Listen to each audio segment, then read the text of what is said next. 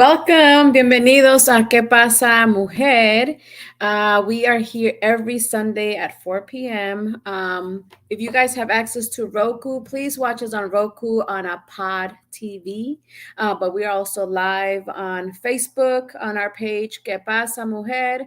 We're also on LinkedIn and also YouTube. So we'll be able to share that information with you. Pero gracias por estar con nosotros hoy. Si tienen la oportunidad de ver el show, estamos en Roku. El canal se llama Pod TV. POD TV, Pod TV. Y estamos aquí todos los domingos a las 4 de la tarde. Hoy tenemos unos temas muy chéveres, un poco diferentes, a lo mejor un poquito controversial.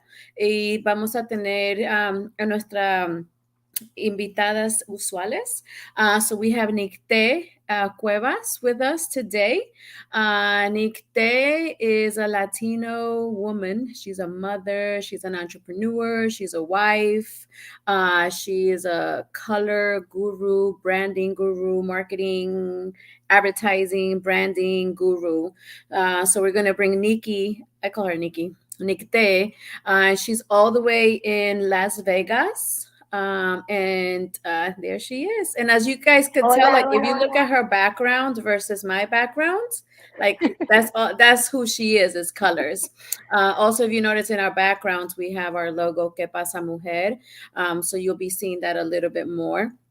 And so we wanted to pick something that was going to cater to women, a las mujeres nuestras, no todas las mujeres, pero queremos comunicarnos con ustedes como una persona individual.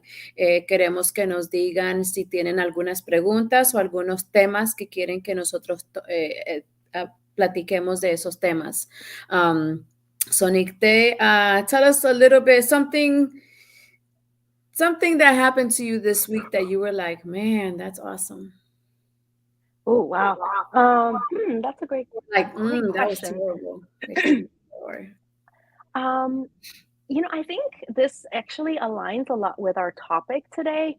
And so I'm not going to go too into it until we are all in here. But I think it was in the moment of when you're being a mother, cuando uno es una mamá y está súper ocupada, you're very busy doing everything and trying to run a business. I think that is challenging. And so I've learned to try to put my focus in certain areas, expecting that the other part is not going to do so well. But I was trying to really keep pushing, trying to recover. I've been sick for a bit, so trying to find my level ground. And I wasn't pushing business as hard, but things have been flourishing on the back end. Like some really great things have been happening when I wasn't expecting it. So that has been a blessing. And I think it goes to show cuando uno trabaja duro and you're just constantly working hard and putting yourself out there, things do add up and they do come sometimes when you least expect them. Yeah, and then I'm a big believer in everything happens for a reason. Todo pasa por alguna razón. Mm-hmm. So even though you were sick and you were out of it or whatever, you came back like it was still there, right? At the end of the day, you had to make sure that you were healthy first. Yep. Good job.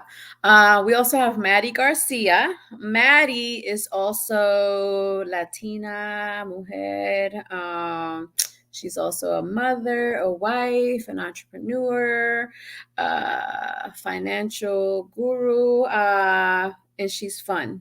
So we'll bring Maddie in. And of course, you guys know her poetry and all that. And I think like we kind of highlight her poetry, but like one day soon we're gonna like dig a little bit more because sometimes I believe through my experience with people, you're like Nicte, for example. She's this creative being, but she's like that not just at her job, she's like that all the time.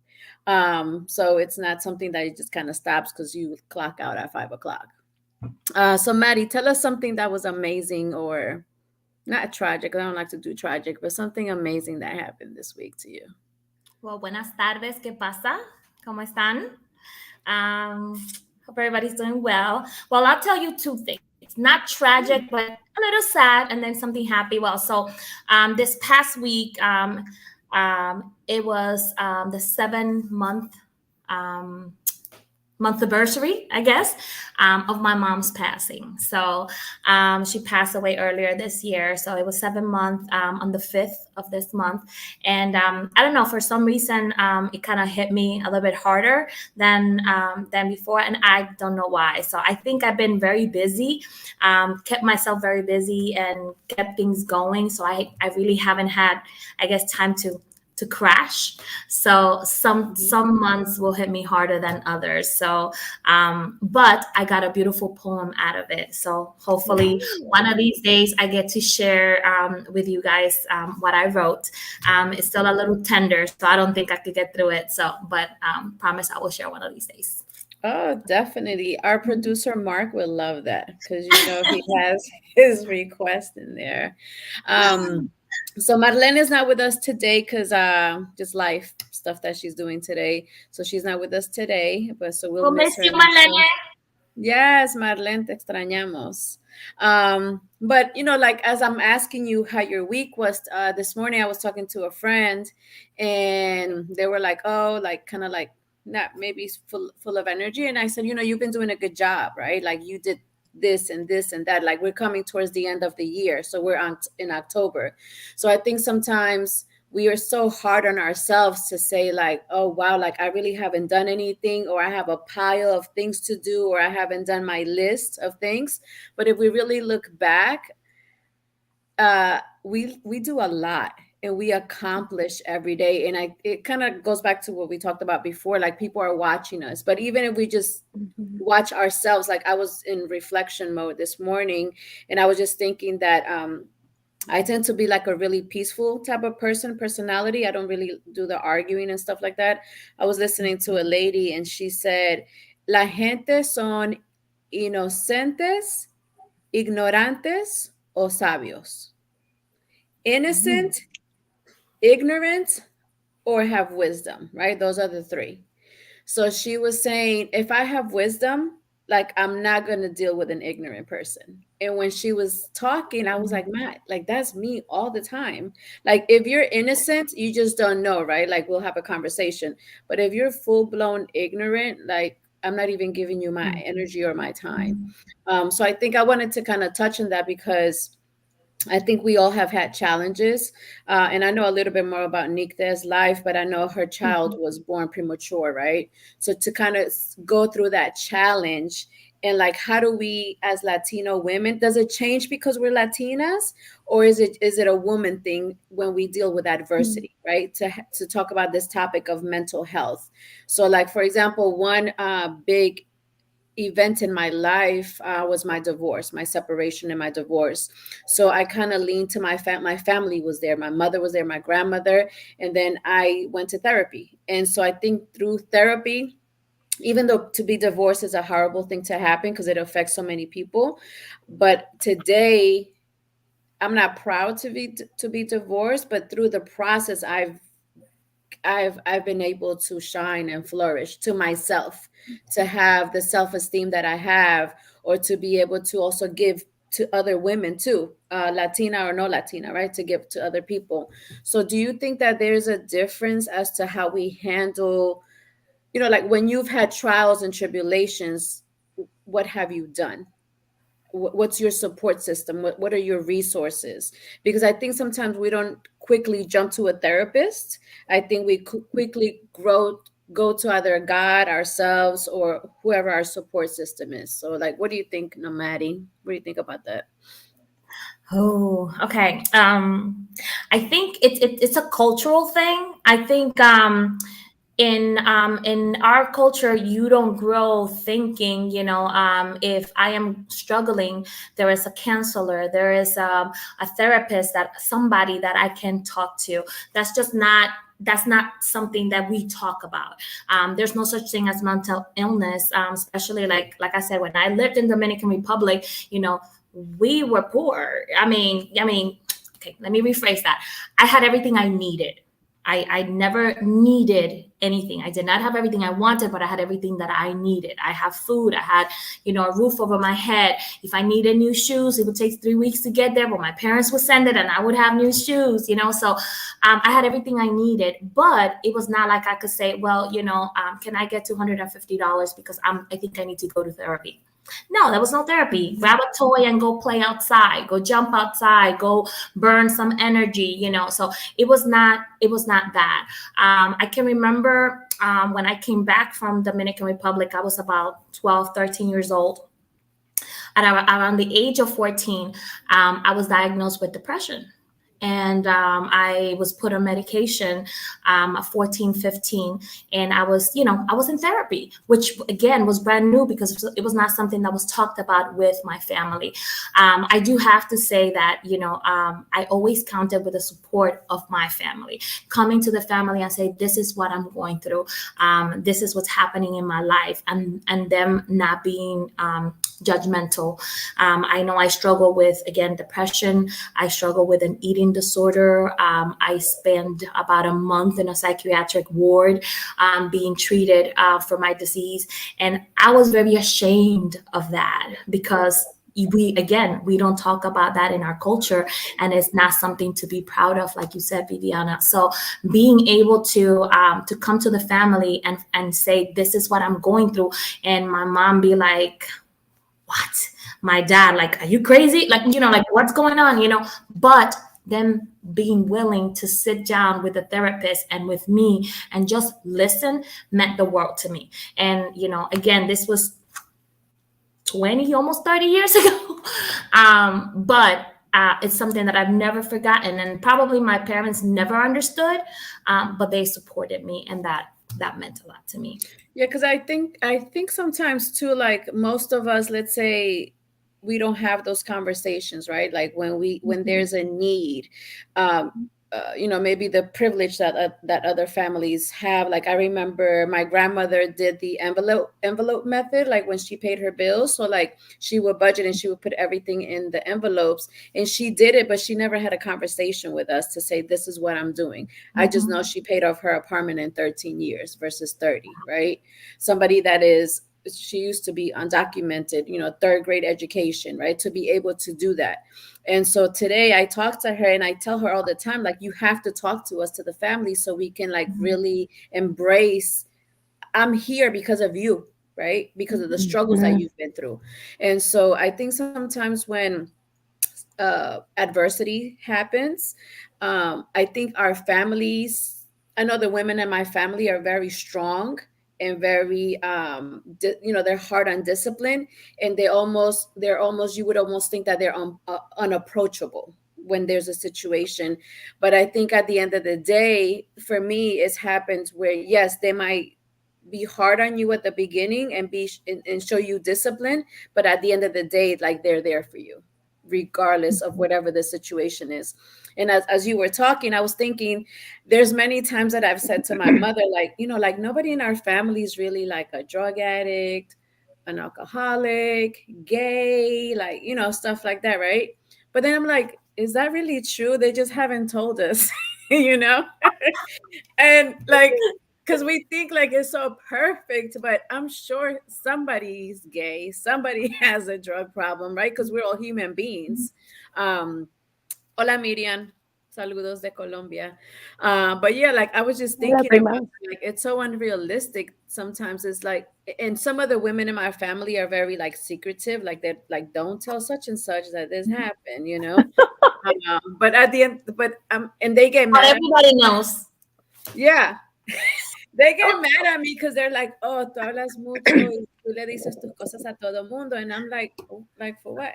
Like, not, what my grandmother says, like, uno tiene que ser tapado is the word that she uses. So, yeah. But what do you think, Nicte? Like, what has been your experience? Man, yeah, this is a hard topic. I think we've been so ingrained from history and that when we are going through trials and tribulations, figure it out. And not that family isn't going to be there for you, but I think ultimately there's I can't even think of the term, but like kind of people deflect, like, oh, you're just fine, you just need to rest, or you just need to focus on something else, or Mhm. tomorrow's a new day. And it's not that they do it on purpose, but it's because we weren't taught to have those conversations. And this is kind of like where I feel like we are breaking a lot of that thing that was passed on for generations. And I think for me was a lot when my son was born so early. I had no idea that kids could be born so early. So he was born so early, they called him a micro preemie. So he was born at 26 weeks, 6 days. And that's like 3 months early. And when he was born, I got severe preeclampsia, so I was bedridden. I couldn't even see him for 2 days. And my husband was able to hold him inside his hand. Like he was 1 pound, 13 ounces. And when you see that, like you compare to what we see in commercials and women holding their babies full term. And then I saw my son and I was like, this, I'm a very visual person, as you guys have already heard. So like for me, that was very shocking. And, and so we went through some trauma in that experience, but because of the situation, we didn't have time to grieve, to really process that. And so I learned that it wasn't, and we had to go through therapy for him, for like a lot of things to help him with his developmental stuff. And that was challenging because no one in our family, from both of my sides of the family, has had the experience that we had. My brother was born a preemie as well, but he wasn't born as early. And so I think my parents kind of relived their trauma too, but they were able to be there for us.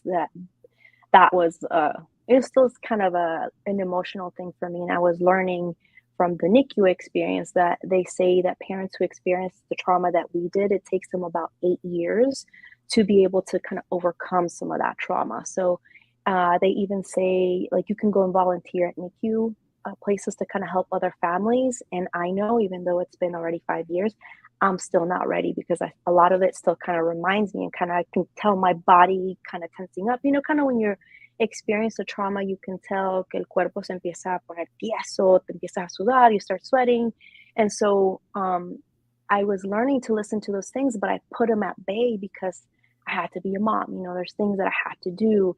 And unfortunately, with my husband's job, he was so limited to how much he could help because he doesn't have a say in a lot of those things. So that was hard. And I didn't realize how, I was kind of talking to the therapist, and she's the one who made me realize that. She's like, you never went through postpartum, right? So we hear a lot of women go through postpartum. She's like, you put that on the back burner and you're kind of almost going through this now, years later, because kind of things are quote unquote a little bit more normal for you. And I was like, wow, I never realized that ever. And I think I was starting to get to the point where if I would talk to another mother who hasn't had that experience, that had a full term baby, and would kind of complain about little things, I was starting to get frustrated because I was like, you don't have no idea how much easier you So, have it. so But you again, it's think that when perspective.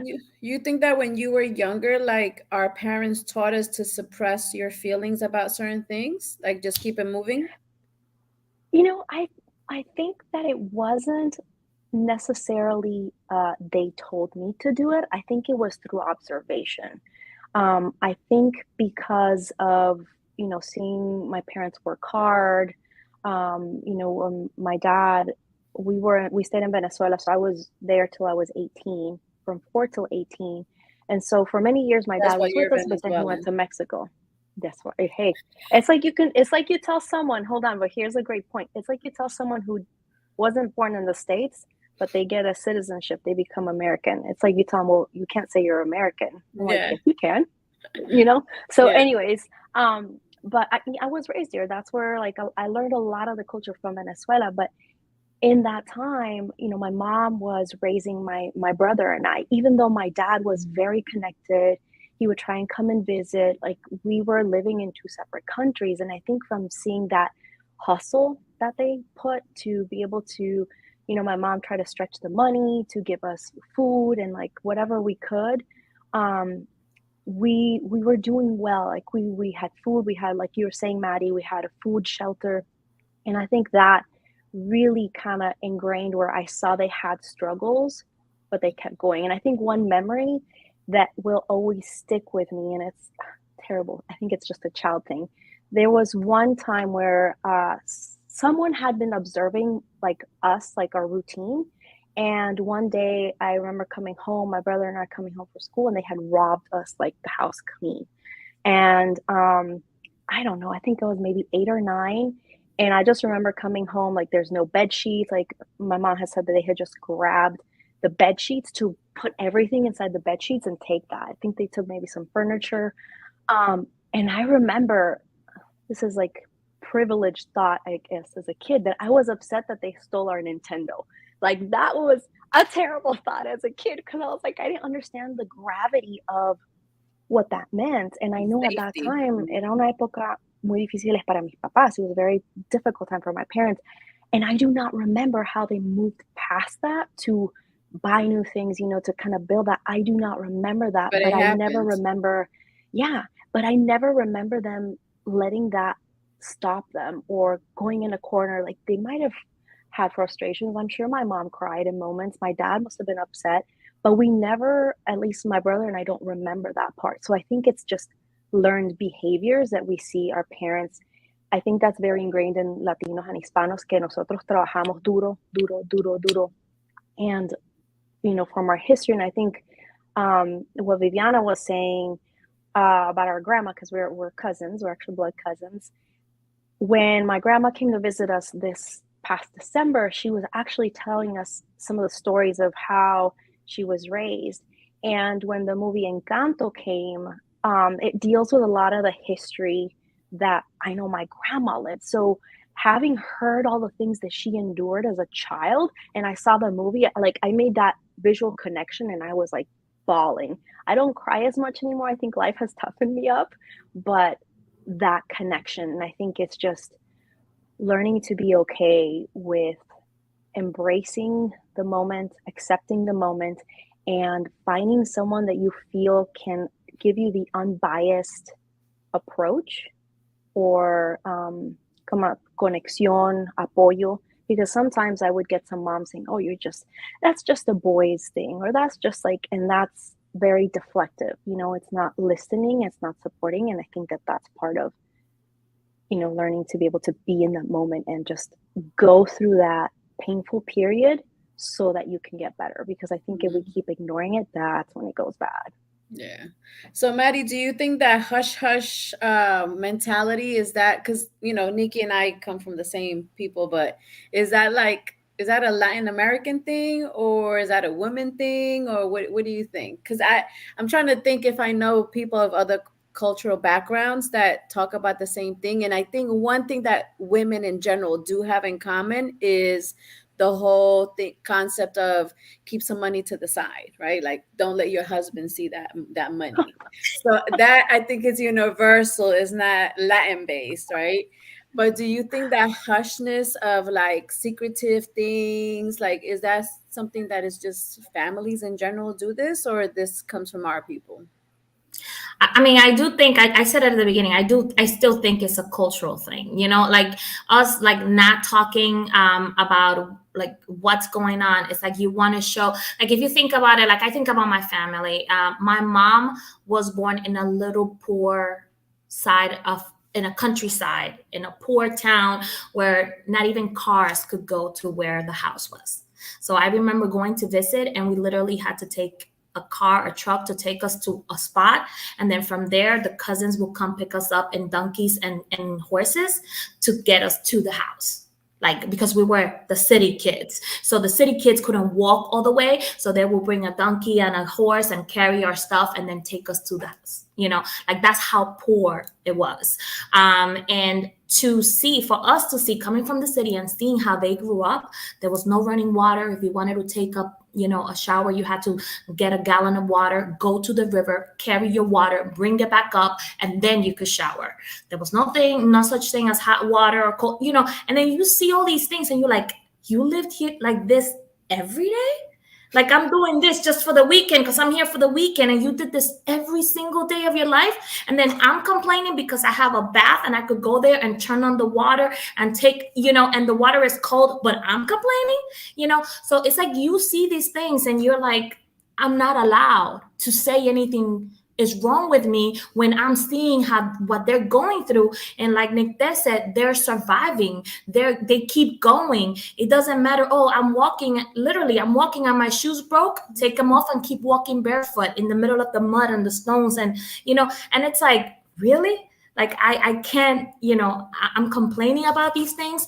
So I do think also, when you are doing better or good, better than that, it's like, okay, yes, I was able to make it through and I have no issues and I'm making it and I'm surviving. So, to sit here and say, well, growing up, I had an eating disorder. We show love through food. So everywhere you go, if you walk into any Hispanic household, they will not have, the candy and the whatever to give you, but there's a plate of food on the stove just Always. in case. My grandma used to cook and she would take that one plate out. And I'm like, Grandma, who's coming? And she's like, I don't know. That's just in case somebody shows up. So that plate was covered on the stove on the side for whoever came in.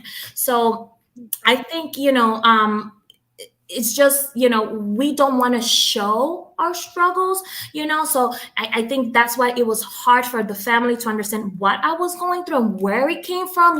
It's like, okay, who had it, and where did it, no, it's something that I am going through. So it was hard to understand, and it was, again, like I said, not something that I was proud of, but I think it's something that needs to be talked about because I went through that. And then here I am 20 something years later, and I'm talking to the younger cousins and things like that, and some of them went through similar things, and I'm like, I was here. You just had to pick up the phone and talk to me. We could have talked about it. I could have helped you.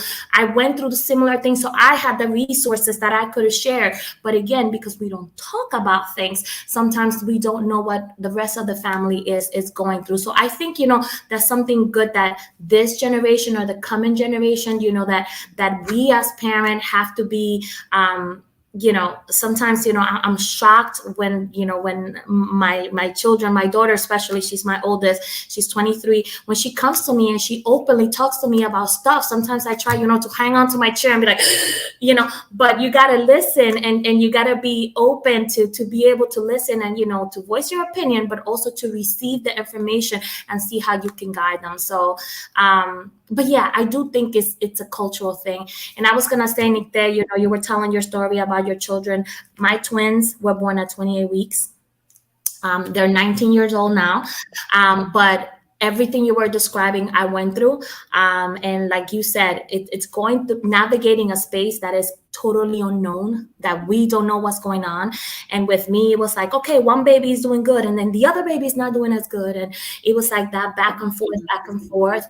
And it was hard. And I think that first year of their life, for me, it was a total wash because I had a 4-year-old at home, and then I have two boys struggling in the hospital. At one time, I had one boy in the house, my 4-year-old, and then one that needed an emergency surgery and was in the hospital for weeks. So, it was like, how do you handle all of this? And like you said, my husband had 3 jobs because I couldn't work anymore.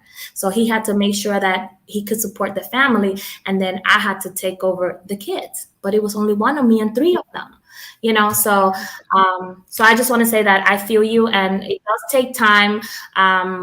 But we see our kids and they're making it, and it's like, I did something right. So Right. Yeah. So On we learn. their own timelines. Mm-hmm.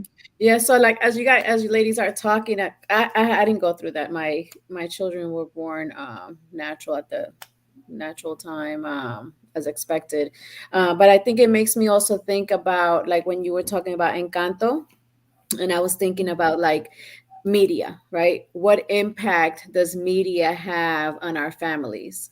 I was in a call a couple of weeks ago, and they were talking about, and it was a pot TV show as well that I was on, and we are just talking about, like, how much presence do we have, right? The answer is not much, right? So how do we change that, right? So, like, with Encanto, um, like me as an educator, I know that I can somehow, and I do it all the time, right, with the children and the families that I deal with. But how can we truly make an impact to say, like Latinos, like, because the more that we see, the more exposure that we get, the more that we can say, oh my God, that exists and I can do that. And these are other options. Because I think if we don't know, like we're in this era today where we can Google or YouTube anything, right? So how do you, like, even with children and discipline, like I have a teenage son and then a soon to be teenager, and so it's new to me how to parent these teenagers, right? And so I can't do it the way that I was raised. And dad is like, oh, we're gonna do it this way because it worked. It worked with me. But I'm like, no, you didn't parent from the beginning the way that you were parented. And it's 2022, right? It's not the 80s anymore.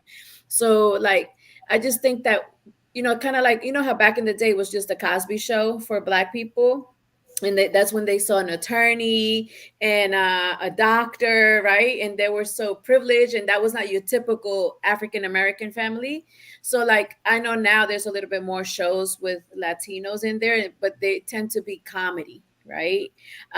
So, like, how do we? Could we potentially come up with a plan to make sure, or what do you think? Certain things that need to happen for us to be able to see more Latinos in media in a positive way, Mm-hmm. not in a at the news somebody got arrested or stuff like that. Like, how do Mhm. we see that positive impact of the positive things that we're doing? Mhm. Besides this platform, I think this platform here that we have, it's one of the answers. But I look at life like a pie chart, right? So in that pie chart, this is just a piece, right? So it's not just Que Pasa Mujer, this show, but there's other shows. But how do we implement that a little bit more so we have more exposure to possibilities of our culture? I think personally, I think we are out there, but I think the thing that we run into a lot is that when you walk into a casting, I mean, I'm not, an actress or anything like that, but you cannot lead with I'm Hispanic unless your last name is Garcia Gonzalez or something like that, or you have no way of changing your last name. Because I think that there's a lot of us out there and we just don't know it. Like I was watching, TikTok and just found out that the Gilmore Girls, the show Gilmore Girls, Mm. it's going on this 20th anniversary, and one of the girls, she's from Spain. She's fluent in Spanish. I had no idea because her name does not sound Spanish, but she is Hispanic and she's fluent in Spanish. And I just found out 20 years later after the show came on the air, you know?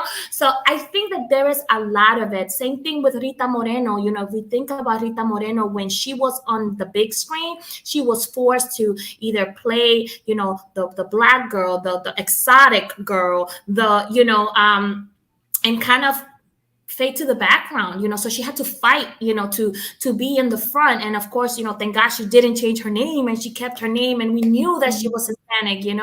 So but I think that there is representation out there. It just needs to be celebrated. We need to talk about it more. We need to know, because I'm pretty sure, that girl, again, I'm talking about the girl from the Gilmore Girls show, she looks white. She has blue eyes, the straight hair, and the fair skin. And nobody ever asked her, "Do you speak Spanish?" No, because she doesn't necessarily look like the other side, because we do have, like, we talk about it all the time. The Hispanic culture is so diverse, and we look so many different ways, so I think it is important for us to know that yes, we do have blue eye, blonde hair, white skin, women, but we also do have the curly hair, dark skin, women as well, that are equally as Hispanic, as Latino, and that speak the language and culturally are the same. So I think it's about just being proud, being open, talking about it, and then looking for it, because it is out there.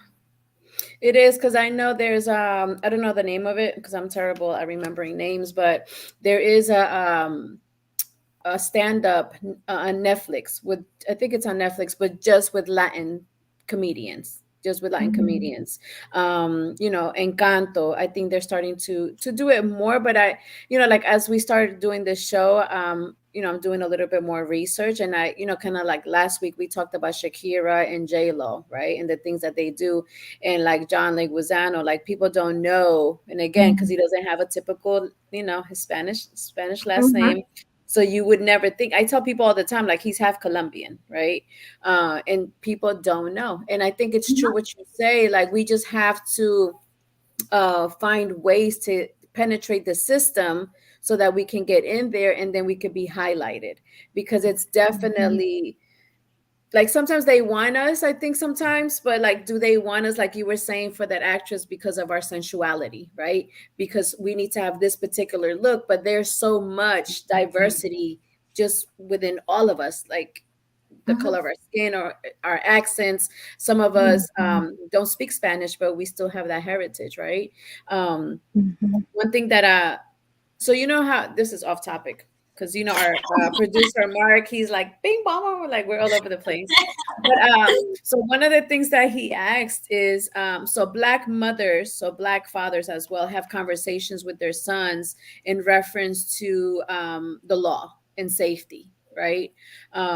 Do we have those conversations? Do you, like, my children are mixed, so like their dad has had conversations with them, but I think sometimes, I don't know if we think that that applies to us, right? Because the way that our children look. And Nikte, your son is small, and I know, like, if you were to see your son, I would say he's not Latin, right? You would think that he's white, Mhm. right? Mhm. People look at my children, they probably think they're black.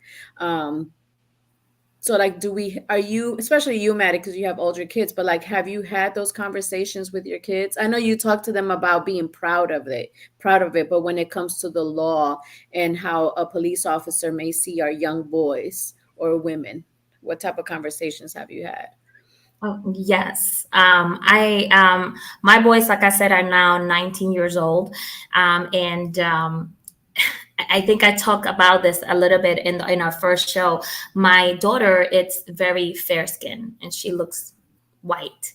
And then I have my boys. My boys are very dark skin, and they're black. They're two black boys, you know.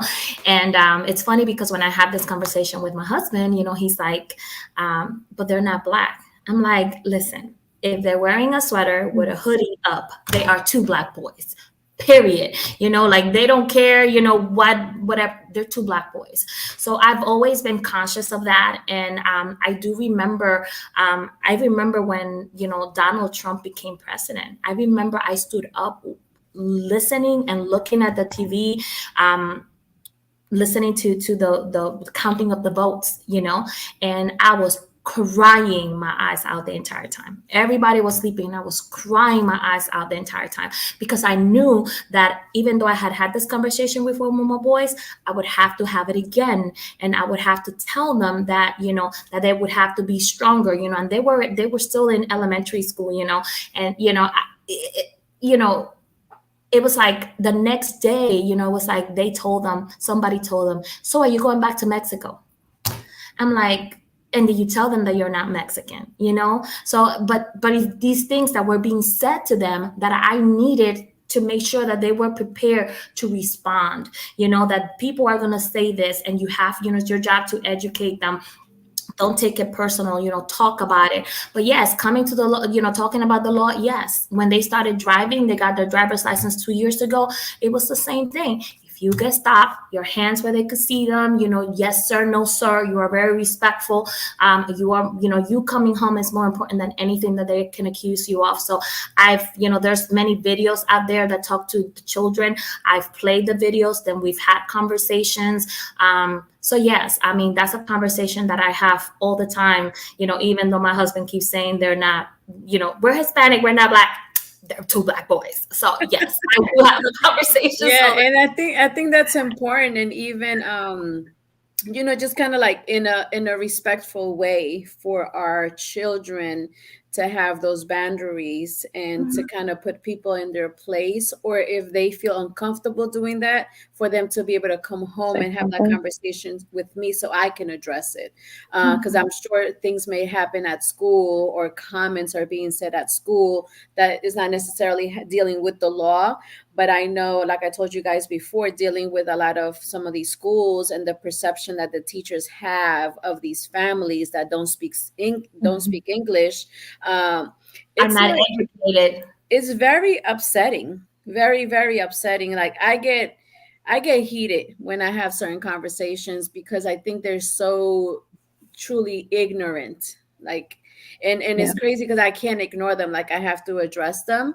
But I kind of put my politician hat on for a little bit because I really want to like penetrate the system and just tell them like you're wrong, right? And it's okay to be wrong Mhm. because you just don't know, but just be open to learn like how it Learning. really happens. Yeah, because I don't know if Mhm. I talked about this before, but I have one family. The parents felt like, my son is going to go to school, so you guys are going to teach him the letters and the numbers. So the parents did nothing at home. So it's like that mentality, and then the teachers view it like you're bad parents. But no, Mhm. that's how I was raised. I was raised that they teach you in school the numbers and the letters. There's I shouldn't be doing that at home, but it's Yeah. different now. I think one of the things that is important to address, I think for us in terms of the law, especially as Latinos, Hispanos, is that a lot of us are targeted for potentially being illegal. And there is that hatred. And because I'm also Mexican, I've experienced that. And I've also experienced that frustration where everyone thinks that if you're Hispanic or Latino, you're Mexican, or you hear, do you speak Mexican, which is not a language. And it's very frustrating. And so, where I hear people say, well, we're in America. I'm like, you mean the continent? Like, it's frustrating. And I think it's just like you're saying, finding a way to have that conversation where we're helping people understand. And you won't always get people who are open. They're set in their ways, just how sometimes we're set in our own ways and then move on to the next person and, finding ways to share our culture, share our experiences. But I think one of the key problems that this whole idea of immigration and the hatred towards that is that people don't see the hardship stories behind that. They don't live it, they don't experience it because there's the privilege. You've been really lucky to be able to not have those experiences, and then that whole term creates division between us as Latinos and Hispanos, because then we say, oh no, we're not from that country, oh no, we're not from that. So we ourselves are guilty of that separation, and instead of kind of bringing each other and celebrating, oh mira, this person's from Puerto Rico, oh this person's from the DR, it's like, it's why are we not doing that more, instead of like pushing what others are kind of breathing down our necks. Why don't we just turn around and celebrate and stop saying, oh no, I'm not from that country, or so I think those are the things where we can start shifting that conversation. And I know I have personally experienced being targeted for people thinking I'm illegal. I had a commander one time ask me blatantly if I had married my husband for the green card, which was not the case. And at that time, I was very new to, I was very naive, very quiet. Someone tells me that today, they will get a much more stern answer.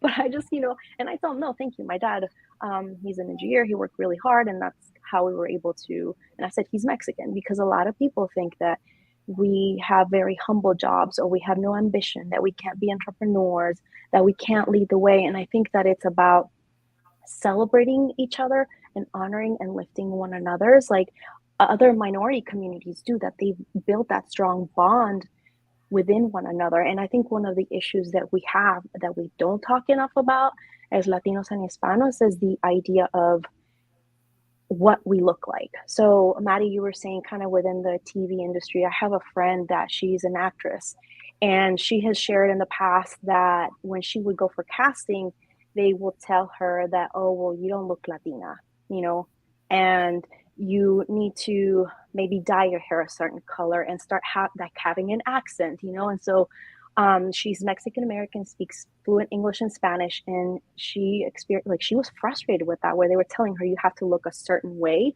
to get the roles, and the initial roles that she was offered were cleaning houses, like very demeaning roles. And I think it takes people pushing and leading the way, and the audience also celebrating these, how we're so diverse, and how we often think that Latinos look a certain way.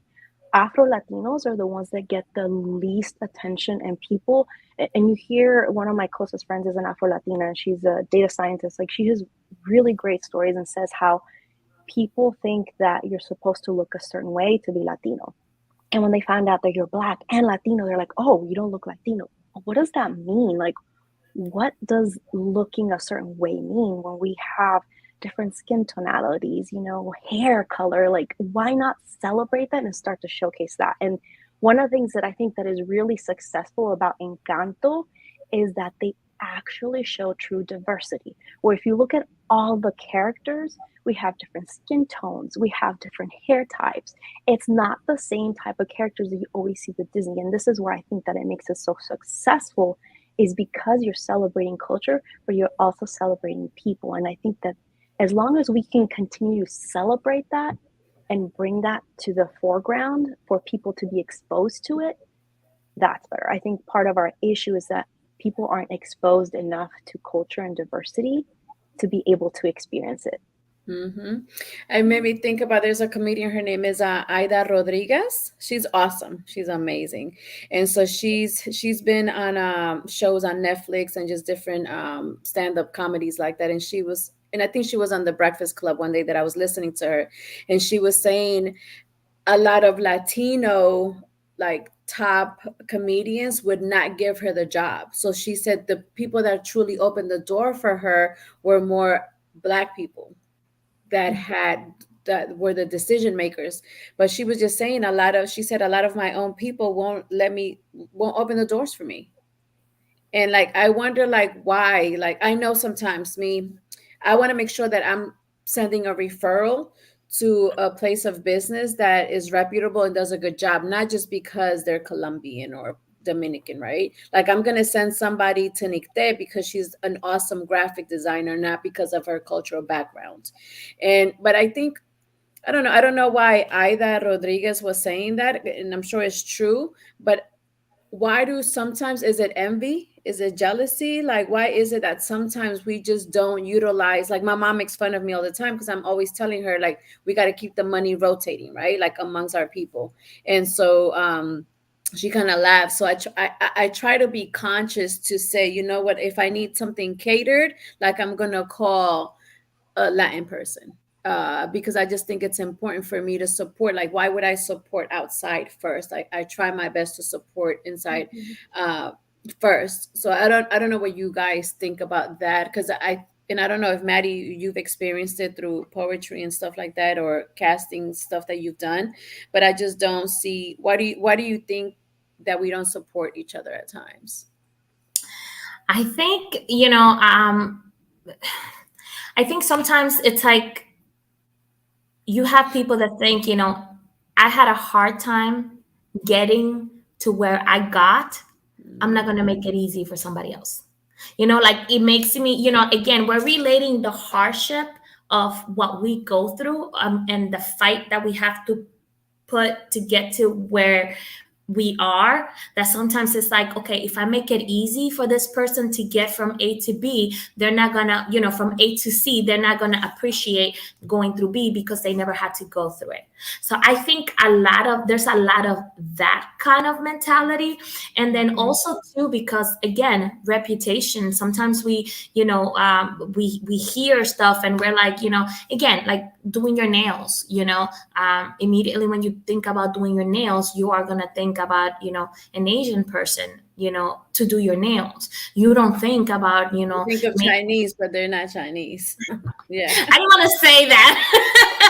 I didn't want to say that, Viviana, but yeah, so you don't necessarily think that, I mean, when I was in college, my girlfriends, they were both Dominican and they were nail technicians, but they were not the first thing that would come to my mind. It's like, okay, let me go to the Asian lady to do my nails because I know they know how to do nails. So I think that there is also a lot of that, with us, and we don't see it as often.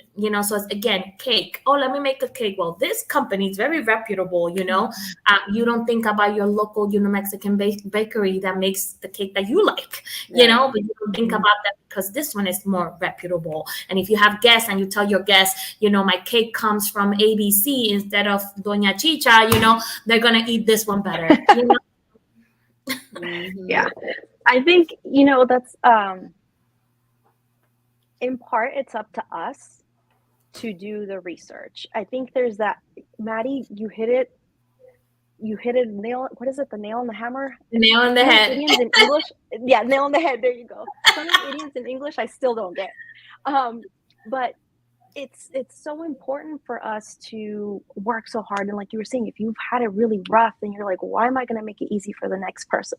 But I think I had to learn a lot of things in business. Even though I went to college, I was very blessed to be able to do that thanks to my dad. um, I am not going to be the person that is going to be like, oh, a mí me tocó duro, bueno, pues figure it out. I can't be like that, because I think it's in part because of what I saw growing up with my parents. Like, my mom's a very giving person. My mom, like, se preocupa de todo. Mi abuelita también. So, like, I've seen that in my family's way of being. But also, I believe that you can give to people, and if they screw you over, oh well, that's on them. But I don't think we are doing a service to ourselves and our community as a whole and our future generations by being so divididos. Like, tú aquí, tú allá, nosotros in, like, in our own little we do have one big Latin party. I can guarantee that Colombia is going to try to find Colombia next thing, Puerto Rico, because that's kind of how we're used to it. Mm. Our own, make an effort to connect outside of where we're comfortable and experience new things. I think that opens our eyes to a lot of things, and being able to then share, oh, you're looking for someone to, I don't know, cut your hair. Oh, go to Tia Luisa, que she does an amazing job. Like, because you've taken the time to experience something out of the norm, or and really sharing that. And I think that where it's powerful in the reputation is our word of mouth. So if we are sharing different places that we've experienced that do a great job, we can help other businesses, especially small businesses. O sea que salir y empezar a dejar de estar tan divididos, celebrar nuestra cultura, celebrar quiénes somos y aprender de los otros, really learn from others. And I think that is why we are so divided, because we're struggling to stay afloat. Se nos hace bien duro la vida, entonces nosotros seguimos como los caballitos, like the horses. And I think sometimes if we can open our eyes and see what there's other minorities that do this, where they support each other so much, that we can really learn from that. I really feel like Black and African American communities do that because they've really been oppressed so much that they honor each other, they help each other. They do have their struggles like every other community does, but I do think that collectively I've seen a lot more of them supporting each other. And I think that we are so diverse, but that doesn't mean that we cannot start to celebrate someone or try food from a different country that we haven't experienced, like exposing ourselves. Yeah, and I don't know if that's regional, because I know here in this area, I don't necessarily see that amongst African Americans too much. Um, I think larger cities, maybe. I don't know. I don't know the Yeah. demographics to all of that, but I just think a lot of us have trust issues. And it comes from a lot of, the history and stuff like that. So I think if we can kind of start to let go of those trust issues. And like even Nick Day and we had mentioned it a couple of weeks ago, even the term Latinx, right, is just another term to keep us divided, to separate us, right? Like, instead of kind of like working backwards a little bit, like the indigenous people, right? The Tainos, the Mayas, the Aztecas, like let's go back to the fact that we're Latin, right? That who cares if I'm Colombian or Puerto Rican or whatever, like we speak the same language. And I know, like, you still want to, like, because we're so like attached to our heritage, but at the end of the day, I think we're these people, right? Kind of like when the whole when kind of women came together as well, where men went to war and we had to like come together as women to support our families and to support the men that were at war.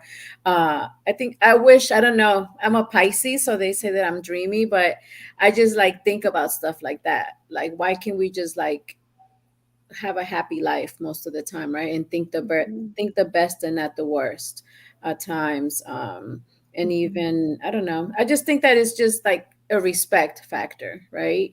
Like, let me just respect that this is your background and not be so judgmental. And I'm guilty of it as well. The other day I met a gentleman. When I saw him right away, I'm like, oh, he's Chinese, right? And then I started talking to him. He's from Bolivia, right? When he Mhm. speaks English, he has a accent like a Latino, right? And I was like, so I know that that exists, but I never really had came in contact with someone because I was like, oh my God, he's Chinese, you know, but he's from Bolivia, and I was like, you know, like I had to like catch myself because I was the same doing the same thing that I be talking junk about other people, and I'm like, I'm doing the same thing. Um, but I think it's fun to be able to have this conversation to put myself in Mhm. check, right? Because it's growth, and it's we're not expecting Mhm. perfection. Like I can mess up and I could say, you know, my bad, I apologize or whatever. But sometimes I remember when I first moved to Virginia, I was working at this office, and one of the ladies said she was going to take the bus, and I was like, the bus? Like I look back at her, right? And even to this day I feel bad, but she was like, yeah, some of us still take the bus, right? And so I felt so Mhm. bad because I really hurt her feelings, and I was like, I felt like I was acting so arrogant and condescending towards her. um but I think a lot of people don't check themselves, right? And I think that that's the Mhm. difference. But yeah, that was uh-huh. I just wanted to make a comment about what you said about, the term Latinx. I'm gonna fight you a little bit on that. No, I love I think that that terminology kind of came about to help us talk about one of the things that we don't talk about, because the X is to be completely inclusive of, our, gay and non-binary and that whole community that exists within our community, but we don't talk about, like you said at the beginning, so you didn't have any gay people or drug addicts or any of that in your family because we don't talk about it, so it's the same thing. So I think, that terminology, came about so that we are aware and we put that in the forefront, that we have this whole community within our community that we don't highlight and we don't talk about, so I do think, that we do have to bring that to the forefront and talk a little bit more about that. That's, Maddie, that's a really good point because when I've done a lot of branding and marketing, that Latinx term has been kind of confusing. So there is definitely what you were saying.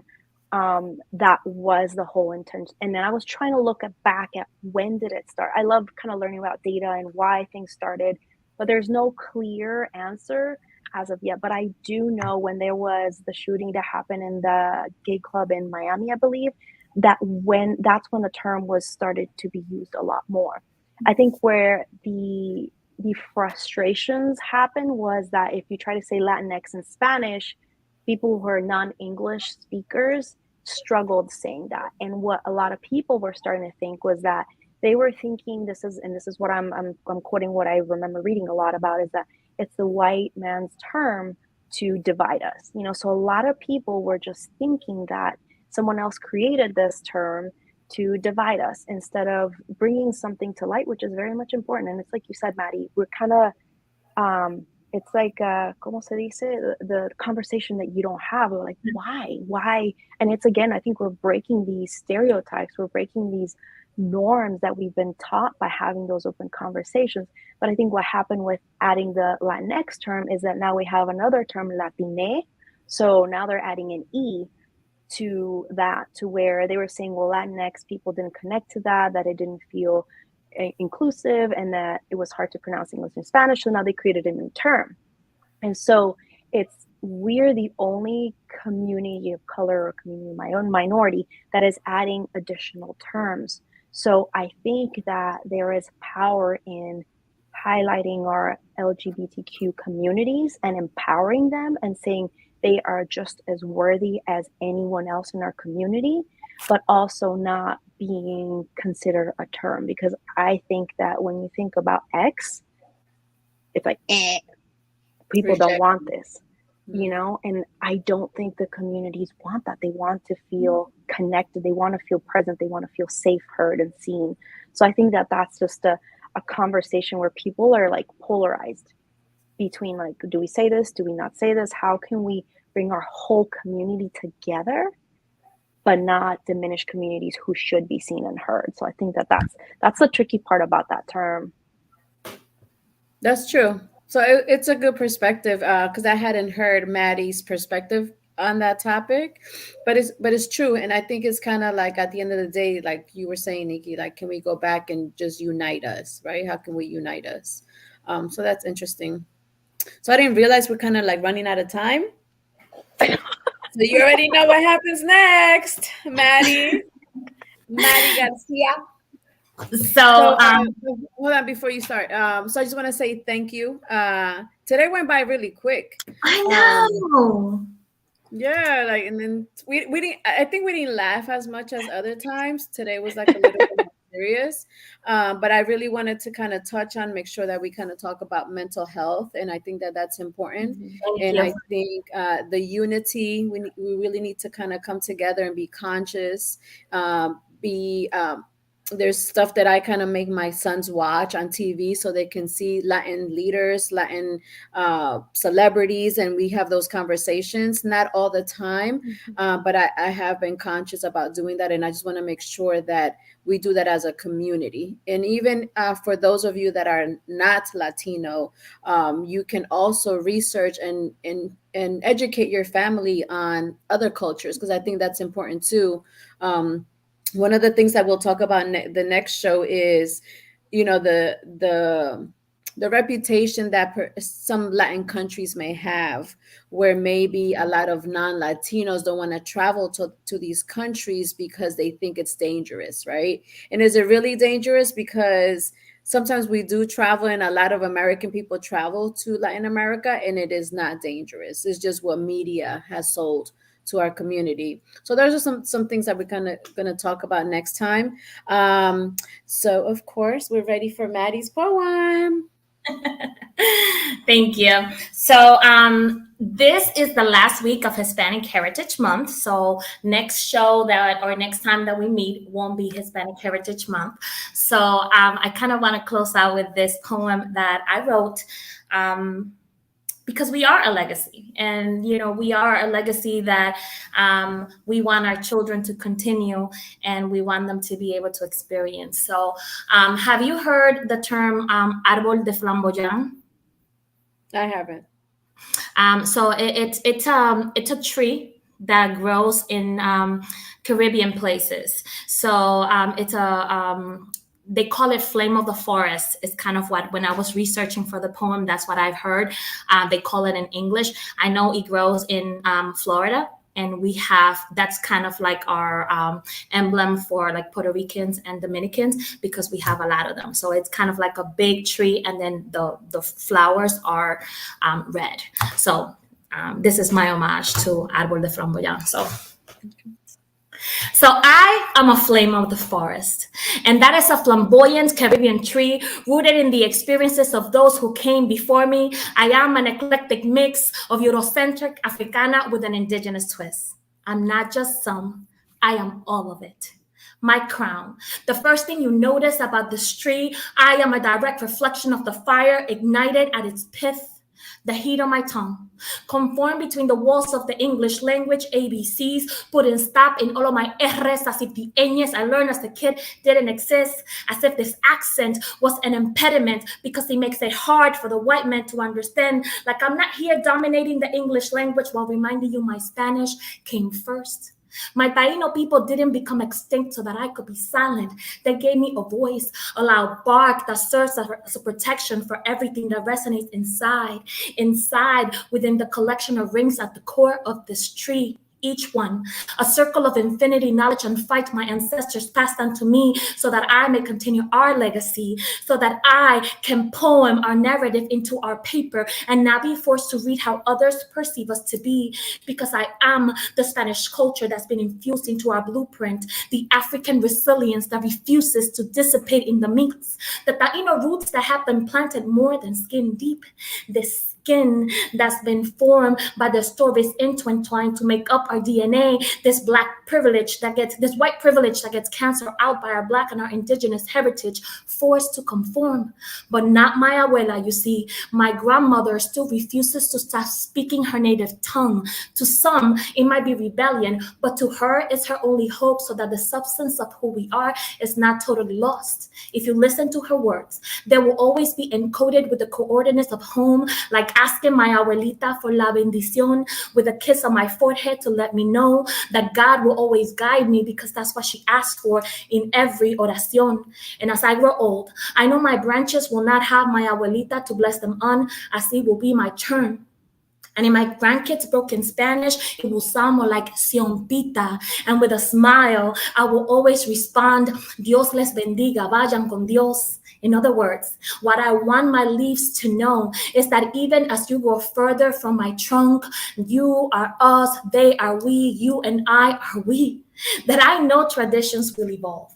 That we will always mix the new with a little bit of the old, so ultimately the essence of who we are will forever live on.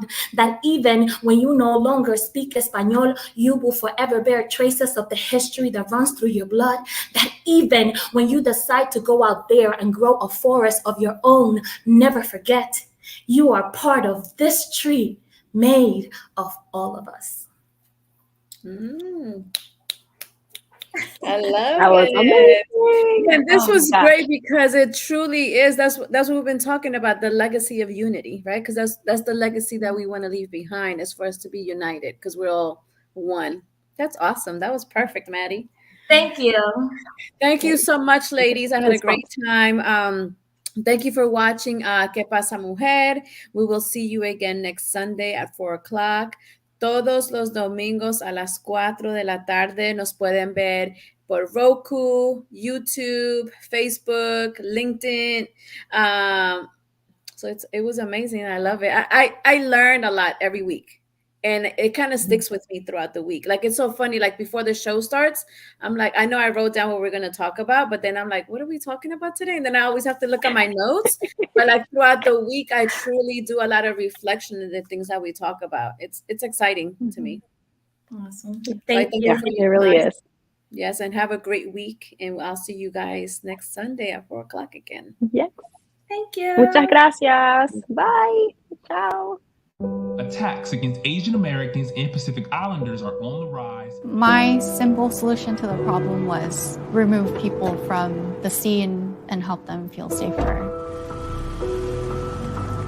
In terms of the hate crimes, I think there is so much more work to be done. We really need to come together and tackle this issue as a community.